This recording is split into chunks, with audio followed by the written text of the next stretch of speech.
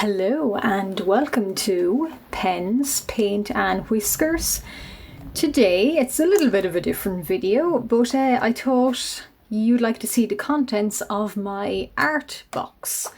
So this little travel box, even though I mostly use it all the time, this is what I use and take with me when I'm traveling or on holiday or sitting in a waiting room somewhere. Quite large for what it is, but relatively has a lot of materials in it. So I'll just go with a little sort of showcase of what's in there and what I use in my day-to-day art life. So the box itself is just a little plastic tray. I got it from a supermarket, I think, although it is for pens and stationery. It's not a food box. It was relatively maybe €7, so relatively cheap, cheaper than what's in here. So I haven't tidied this up, so I'm just going to pull out everything and just recommend things and maybe even show them off. Who knows? This is a brand new rubber. It's nothing like a brand new rubber or eraser.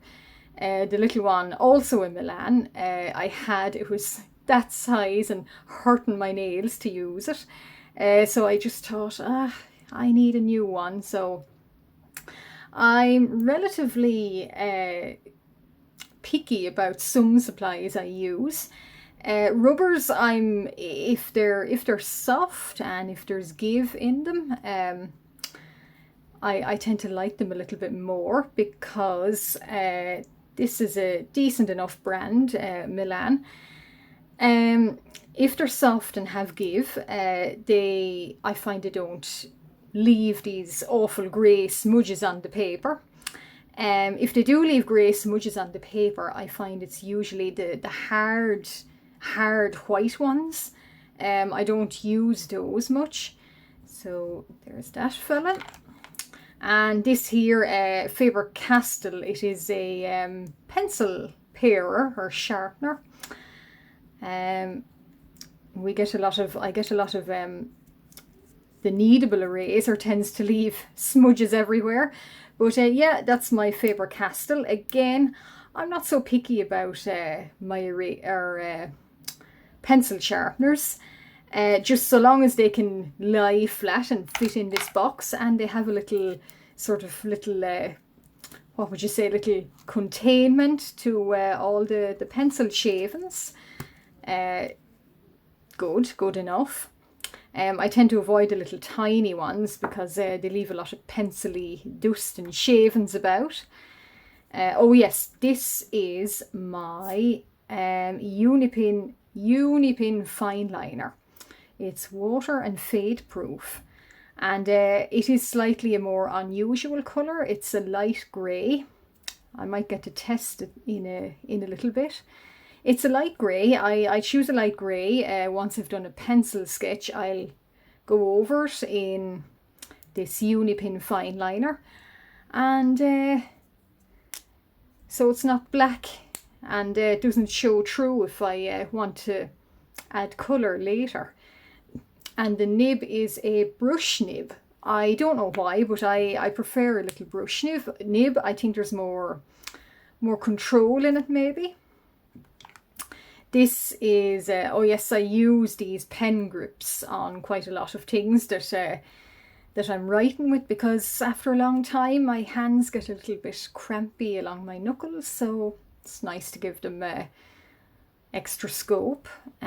This is my Derwent sketching pencil. It's a light wash, and it leaves a sort of a very handy instrument. I would use this more than an actual lead pencil, because this is a watercolour pencil. Once you sketch on your paper, you can then wipe it with water and there's nothing left. So what I would do is I use this first and then go over it in this pen and then wipe it off, and there's no pencil smudges underneath. So that's what we call nifty in the trade. This is another, this is a Unipin Fineliner, again water and fade proof, and it's black and it has a brush pen.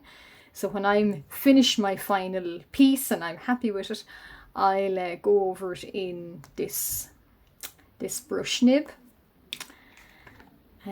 This here is my Kneadable eraser.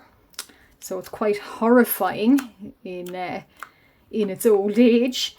It does tend to stick and leave little smudgy bits everywhere, but hey, it still works. So this behaves like a piece of Play-Doh. So you can get quite an ASMR maybe, or a nice sensory effect from that. Sometimes I'll admit to, when I'm sketching, I'll have this in my hand and I'll be squishing it and rolling it into a ball.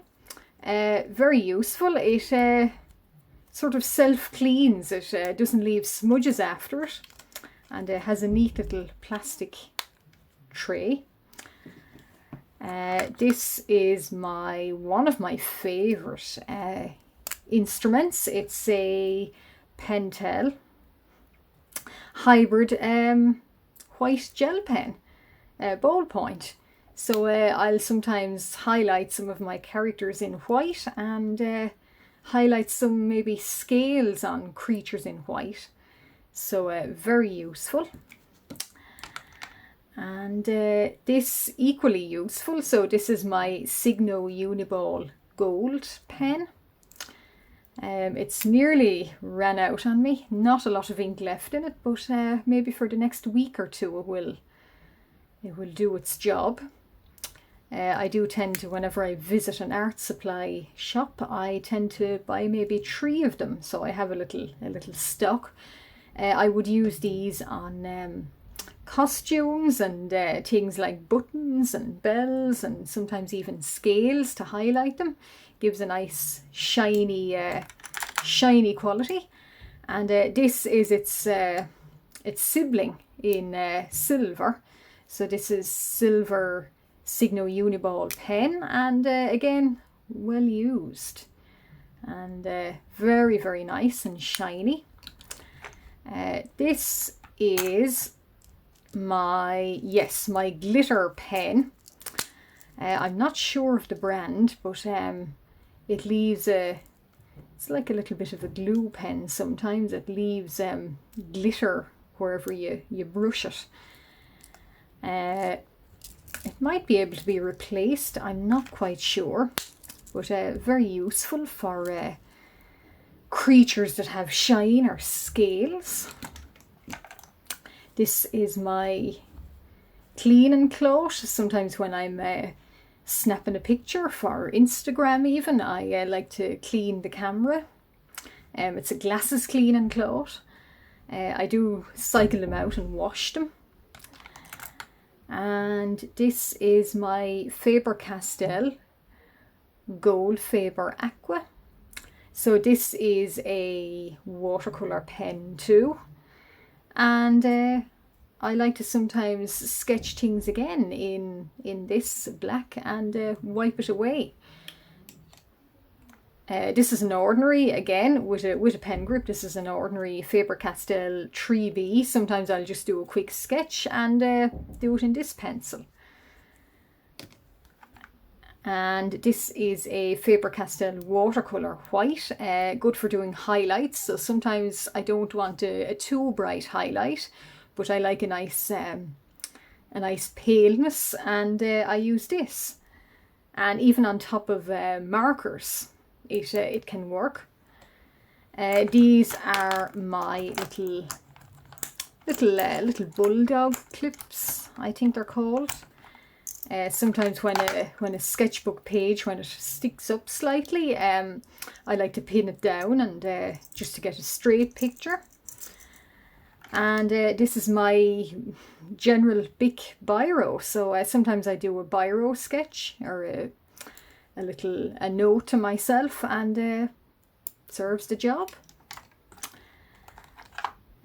This is my Derwent pencil eraser. So this is like a eraser, but it's a pencil. Very, very useful. So up until a few months ago, I didn't know these existed. And imagine my surprise when I found a pencil eraser. So what you do is it can erase little, very tiny, tiny little marks. You don't want anything big, everything erased in that area. If you just want a tiny little piece erased, you just tip it very, very softly and it will erase. This is my very old, very ancient and stained water pen.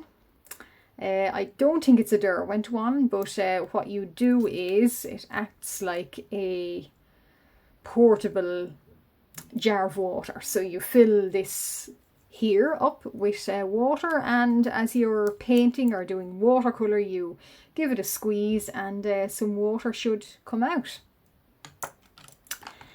This is another very useful piece of equipment. This is a pencil extender.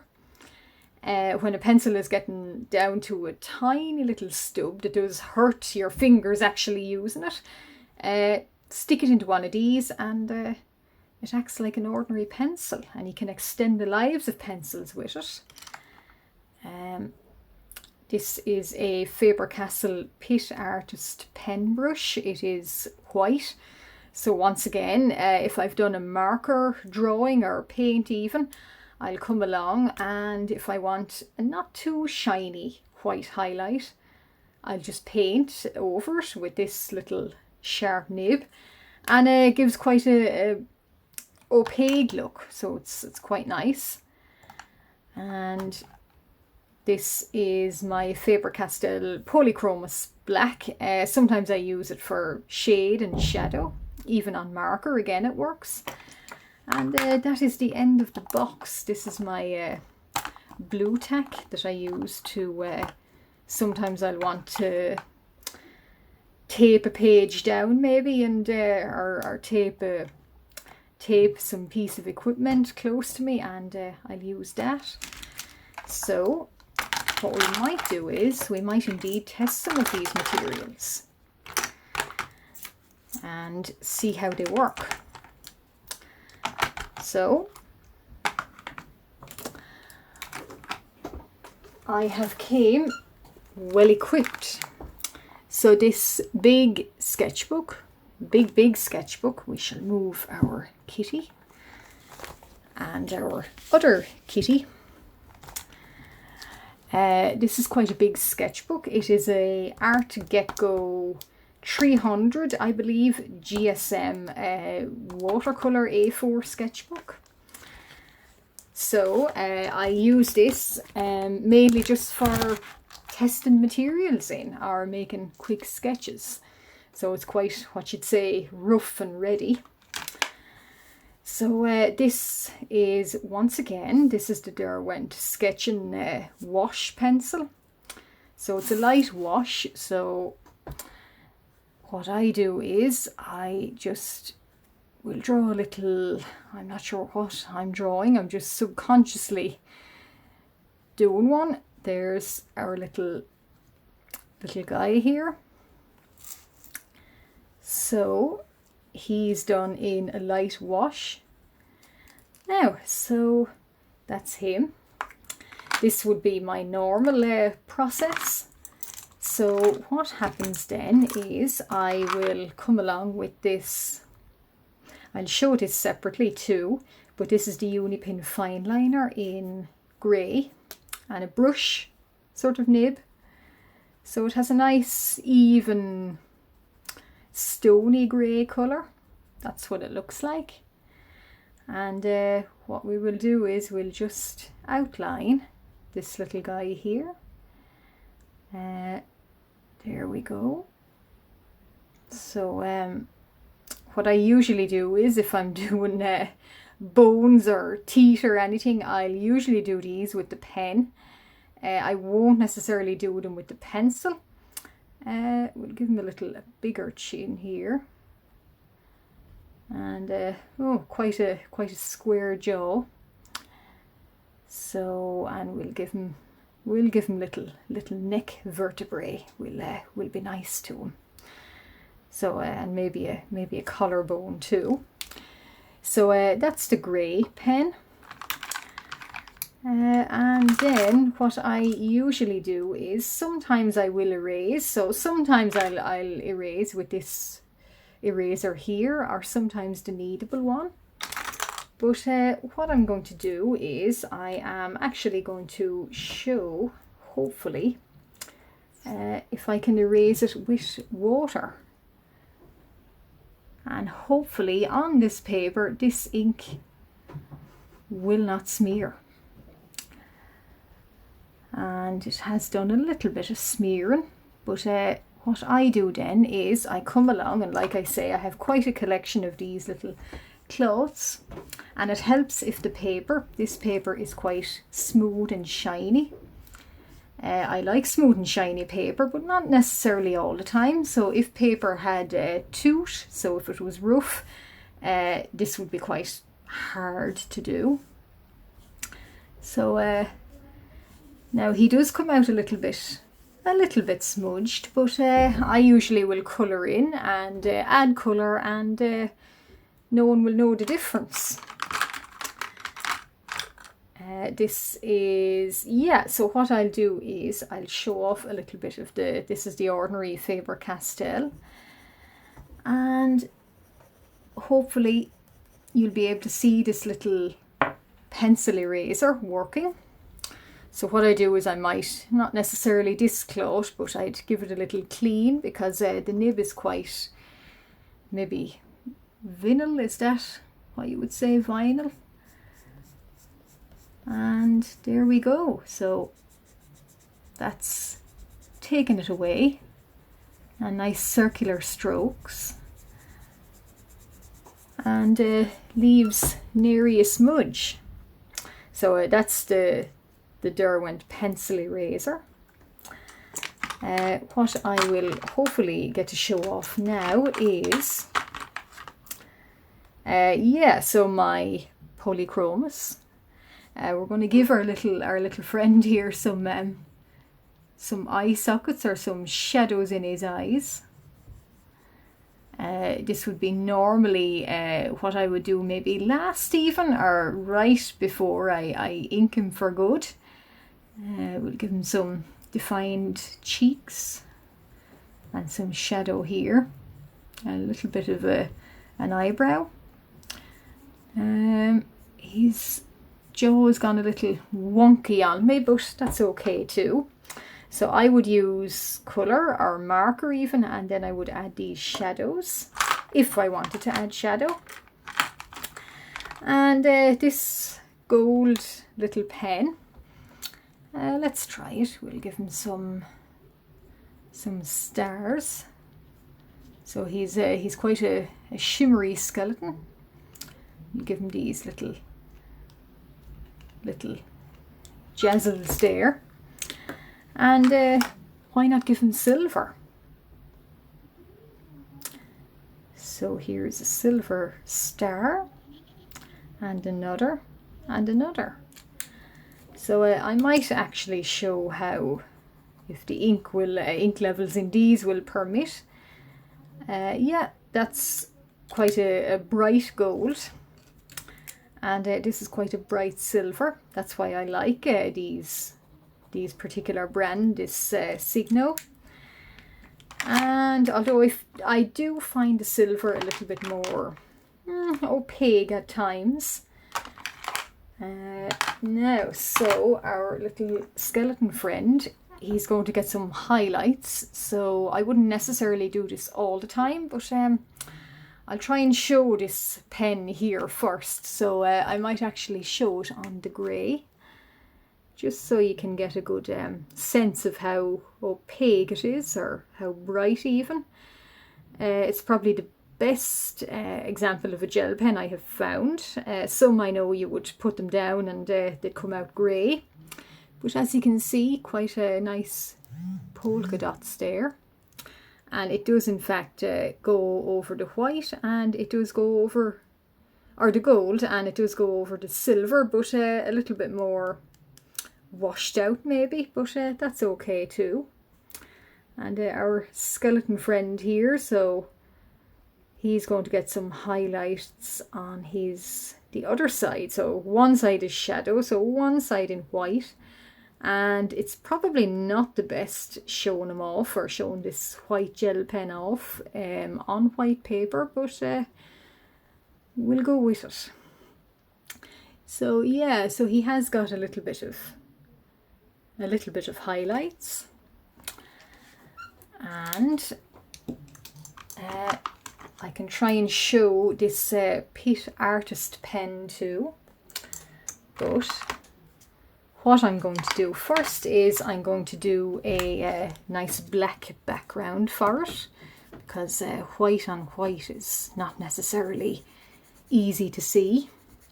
So this is my Polychromos black that I made shadows with him on. So we'll do it as thick as we can, or as heavy as we can. Now, so that's gone down there. And then I go along with my Faber-Castell Pitt Artist Brush pen in white, and hopefully try and highlight something. So we'll do a little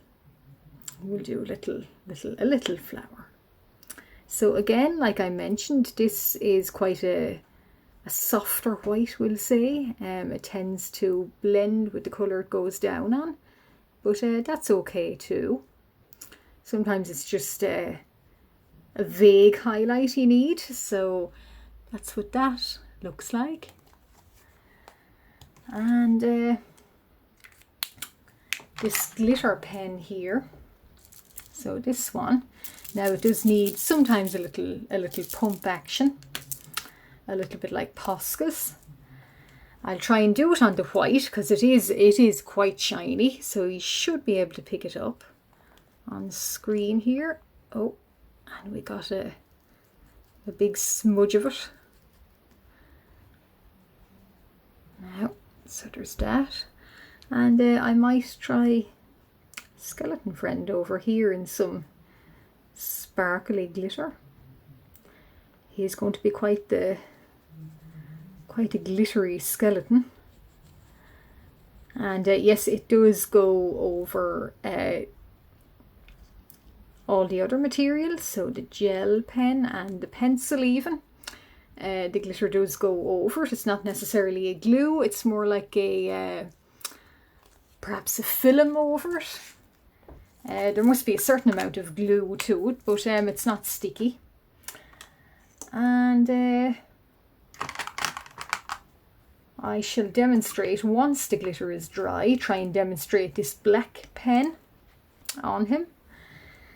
And this Goldfaber Aqua Faber-Castell, so this is watercolour black. This Derwent here, or Polychromos, sorry, this Polychromos is not watercolour, but this is. So it's not as thick as the other here, so I never use this for shadows, more so just little sketches. And yeah, so little tiny sketches like that. And again, like the skeleton, I would wash this with water and it would hopefully disappear. It doesn't always work, but that's okay too. So adding in some water, and I'm a little bit more careful. I'm not necessarily scrubbing it left or right. I always think with watercolours, and with watercolour pencils in particular, once you add water to them, it's always nice to try and do small circular motions like this. I just think, personally, I have more control over it that way. Now, so there's our black gone down. And once this dries, I might try and show off this Faber-Castell white. That too is watercolour actually, but it might go best on that. Now, so the last touch here to our skeleton friend is going to be the Unipin Fineliner. So what I would do is, his eyes are hollow, so I might actually colour them in. Now it does say waterproof on him, but because of the glitter on him, he's a little bit scratchy for me, but that's okay. He's got quite a long jaw. And a nose, we can colour in his nose maybe. And some of his eyes, so now he looks like he has pupils. There we go. And yeah, so he's a little rough sketch, but when I do my larger pieces, we'll say, I would spend quite a good lot of my time inking them like this. And it's quite meditative, but sometimes requires a lot of concentration, because once you ink in something in black, it very little you can do if you suddenly find out that black piece was not supposed to be black at all. So what I'll do then is I'll just colour in here and show what this pen looks like. So I like a brush nib because you can dot it in like that, and then pressing it on its side, these sort of lines. And you can also colour in light parts with it, so, or small parts even. And it's quite a very stark sort of black. And I'll try and demonstrate the watercolour pencil. So maybe the ink needs to dry a little bit more. Oh no, oh, that's coming out. There we go. So I hope you can see this, but it has made a little patchy sort of grey highlight in it. So if I didn't want a really bright highlight, I would use that too. And that's mainly all of my items, all of my pens, and what I use for an average and everyday illustration. All of these pens and most of these materials may be between €7, €3 on average. So 7 maybe for something quite unique like this, the glitter pen, and then for little sort of gel pens in white and silver and gold, usually about €3. And little erasers, I think this was $2.99 or $1.99 even, and this Kneadable one here was maybe €3. So relatively inexpensive, and certain materials you can get away with being relatively cheap and inexpensive, and others you have to push the boat out on them. So I've picked up quite a lot of dust on my hands from my art box, but that's what goes into it, that's what I use, and that's what I carry with me all the time when I'm going somewhere and know I'm going to be doing quite a lot of art. So thank you very much.